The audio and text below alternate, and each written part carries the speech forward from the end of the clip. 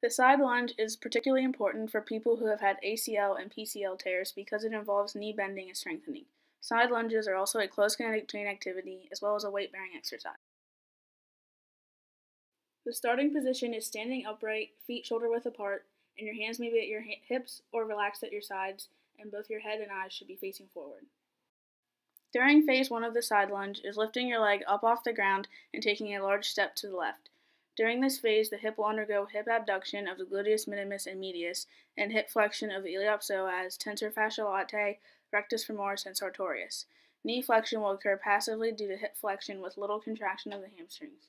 Ankle dorsiflexion will occur concentrically at first during the takeoff from the floor, but once it is in the air, the ankle will be held in dorsiflexion isometrically by the tibialis anterior and extensor digitorum longus. Phase 2 will occur when planting your left foot down and bending your knee to a 90-degree angle. Motions of the hip during this phase include hip flexion eccentrically of the hamstrings and the gluteus maximus. Knee flexion occurs by the quadriceps eccentrically and ankle dorsiflexion eccentrically by the plantar flexors, which include the gastrocnemius and soleus.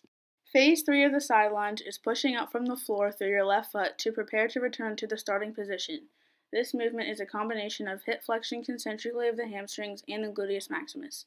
The knee joint extends concentrically by the contraction of the quadriceps, and the ankle does plantar flexion concentrically by contraction of the plantar flexors. 4 is returning to the starting position by returning your left leg to a standing position. This is done through hip adduction by the adductor group and hip flexion by the iliopsoas, tensor fasciae latae, rectus femoris, and sartorius. The knee joint undergoes very little flexion because it is moving passively since the hip is in flexion.